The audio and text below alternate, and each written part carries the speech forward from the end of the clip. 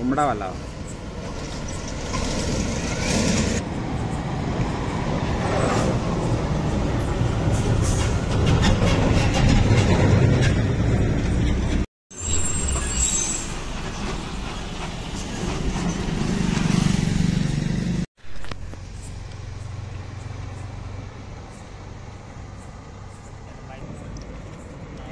ना मारला।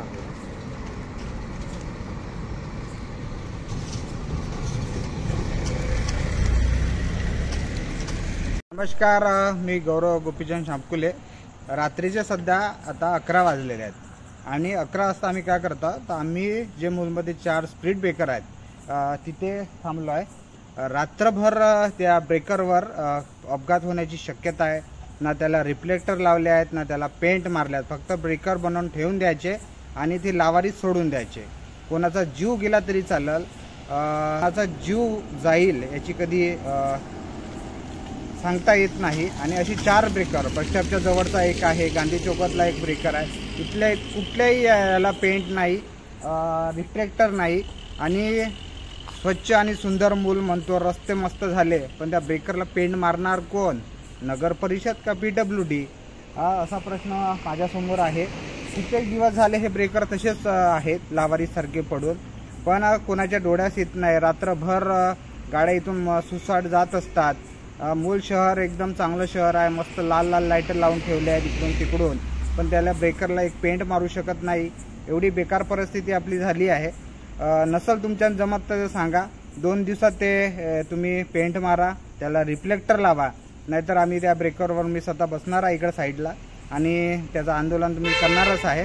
कारण की शासनाचे डोळे कधी आंदोलन केल्याशिवाय उघडत नाही। म्हणजे इथून PWD अधिकारी जातात, नगर परिषदचे अधिकारी जातात, म्हणजे हा रस्ता कोणाकडे येते आणि ते ब्रेकर कोणाकडे हा तर प्रश्न सगळ्यांच्या समोर आहे। कारण की कसं आहे, लाईट नगर परिषद लावते, रस्ता PWD करते, अतिक्रमण हटवण्याचं काम नगर परिषद करते, देखभाल नगर परिषद करते, मग ब्रेकरही नगर परिषदच करत असत। पण हे जे ब्रेकर बनवले आहेत हे PWDने बनवले आहेत, म्हणून याच्यावर कलर आणि हे कोण करणार आपण ठरवा। आणि हे जे अपघात होत असेल तर हे कोणाचा जीव जात असेल तर हे वाचवण्याचं काम आपण कुठेतरी सगळ्यांनी केलं पाहिजे।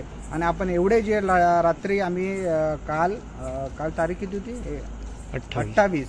काल रात्री 1-2 वाजतापर्यंत आम्ही जागे होतो। त्या सावरकरच्या ज्या बेकरीजवळ जो ब्रेकर आहे रात्रीभर दन्ना आवाज येत होता आणि मग झोप लागली नाही, म्हणून मी आज रात्री इथे आलो। आणि हे सगळ्यांच्या निदर्शनास आलं पाहिजे, तुम्ही ब्रेकरला पेंट मारा, का करता करा, पण कोणाचा जीव गेला तर याला जबाबदार नगर परिषद राहील आणि PWD राहील।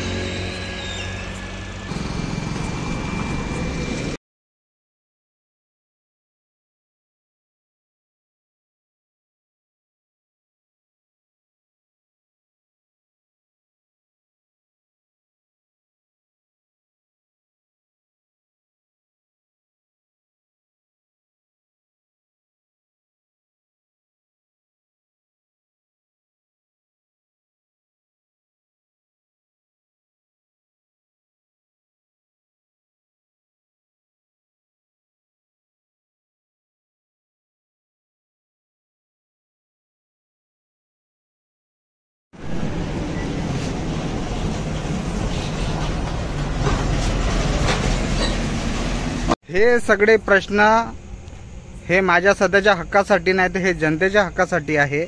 आणि याच्यावर बोलणारे आमचे मूलचे खूप सारे नेते आहेत, अजून विविध क्षेत्रात काम करणारे आहेत।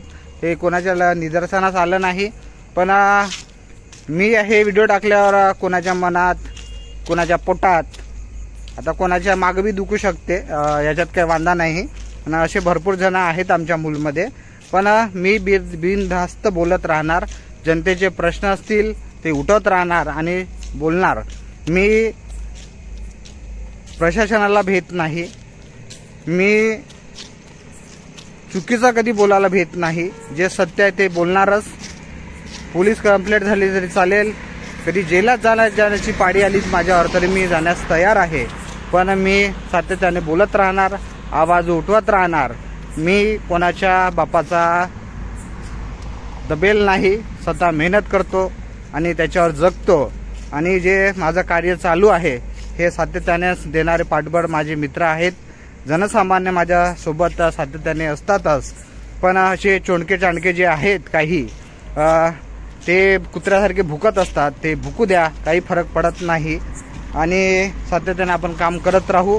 मी सगळ्या मूल तालुक्यातील जनतेला विनंती करतो, कुठलेही आपले शासकीय प्रश्न असतील, गावातील प्रश्न असतील, आपण बिंदास मला सांगा. मी बिंदासपणे आपल्याकडे येणार आणि ते प्रश्न उठवण्याचं आपण काम करूच. आणि बिंदास्त राहू, कारण की हे लोकशाही आहे, हुकुमशाही नाही. कोणाला भ्यायचं नाही. इन्क्लाब जिंदाबाद.